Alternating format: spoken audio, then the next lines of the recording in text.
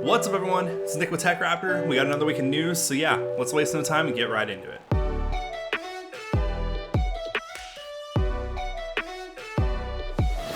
The PlayStation Store is staying online for the PS3 and the Vita. It looks like Sony corrected their biggest mistake since PlayStation All-Stars and are reinstating the PlayStation Stores for the PS3 and the Vita. While the PSP is definitely losing support, and let's be honest, you weren't buying games for that system anyways, were you?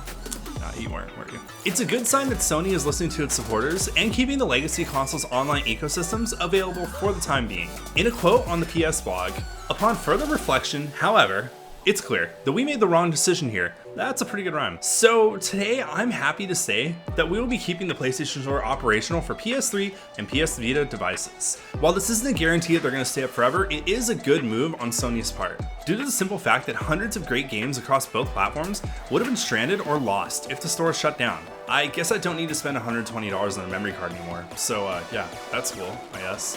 Moving on.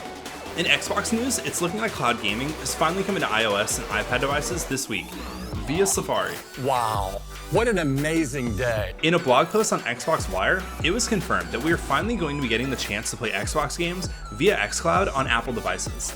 In order to be eligible, you'll need to have an active Xbox Game Pass Ultimate subscription.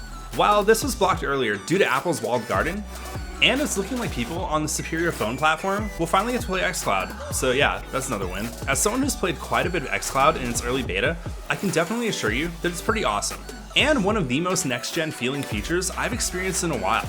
At this time of writing, more than 100 Xbox Game Pass games are compatible with cloud gaming, and it's currently only supported by Safari, Chrome, and Edge. Although as a diehard Apple fan myself, I would suggest picking up an older Android device that's capable of a higher frame rate to take advantage of a very smooth experience. Razer phones are pretty cheap right now, and they're perfect for this kind of thing. Regardless of whatever platform you choose to play, you absolutely need to get a controller of some kind. Unless you're some sort of sociopath that likes to play with touch controls, then I don't know, you do you, boo.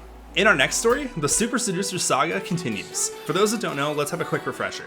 Super Seducer 1, 2, and 3 were coming to the Switch, and then they got canceled by Nintendo. They also got kicked off of Steam, so currently it's really nowhere. Series creator and star Richard Loruna was a pretty good sport about it, and teased that the inevitable release of the game's Switch ports would somehow happen. Well, here we are, and now you can own the Super Seducer Switch ROM as an NFT. In a direct quote from Loruna on his Twitter, he says, "Let's give this a go.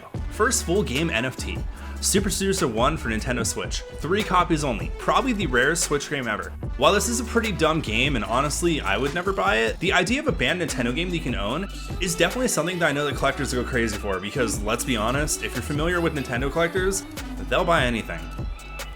This is such a weird saga, and quite frankly, I never would have expected this to happen, so we'll keep you updated as it goes. In our final story this week, we talk about the wonderful world of PlayStation and their next venture that is totally going to defeat Game Pass. If you guess streaming movies, you're correct. Earlier this week, Sony accidentally announced that the PlayStation Plus would be getting a movie content in the form of a service called PlayStation Plus Video Pass. Like the name suggests, it looks like the PlayStation Plus Video Pass will feature films from the Sony umbrella such as Venom, Zombieland, Double Tap, and Bloodshot. While it's not clear if this will ever include TV shows, the fact that it's called Video Pass could leave the door open for other Sony media to be available. This comes off the heels of the announcement and filming of The Last of Us, Uncharted, and Ghost of Tsushima films and TV shows, as well as a seemingly cinematic experience-focused PlayStation. As of now, this is all speculative, and the now deleting listing confirms that the service would only be available in Poland anyways. So the sky's the limit, I guess. Either way, this seems like a really weird move from Sony, because if you go back a generation, this is all what Microsoft was about, and it didn't work out too well. Regardless though, it'll be interesting to see what happens, and yeah,